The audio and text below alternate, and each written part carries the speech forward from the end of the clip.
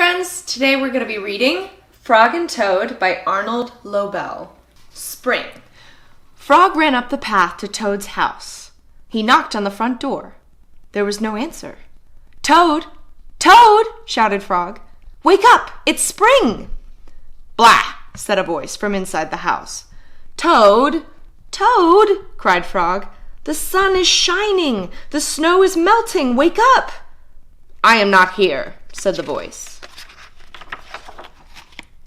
Frog walked into the house. It was all dark. All the shutters were closed. "Toad, where are you?" called Frog. "Go away," said the voice from a corner of the room. Toad was lying in bed. He had pulled all the covers over his head.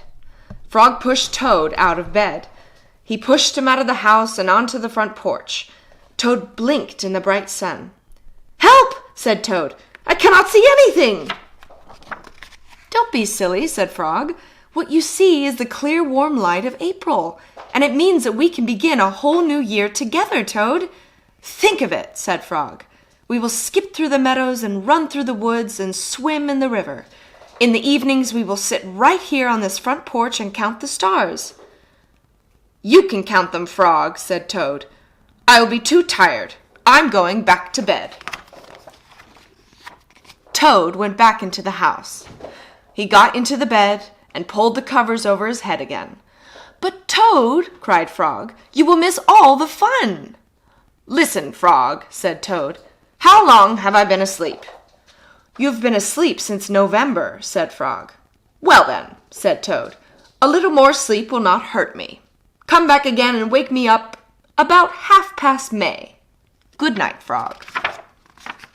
"But Toad," said Frog, "I will be lonely until then." Toad did not answer.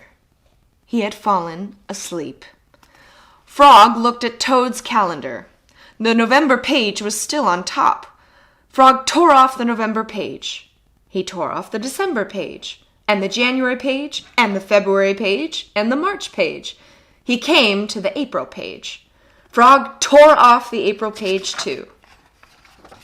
Then Frog ran back to Toad's bed. "Toad! Toad! Wake up! It is May now." "What?" said Toad. "Can it be May so soon?" "Yes," said Frog.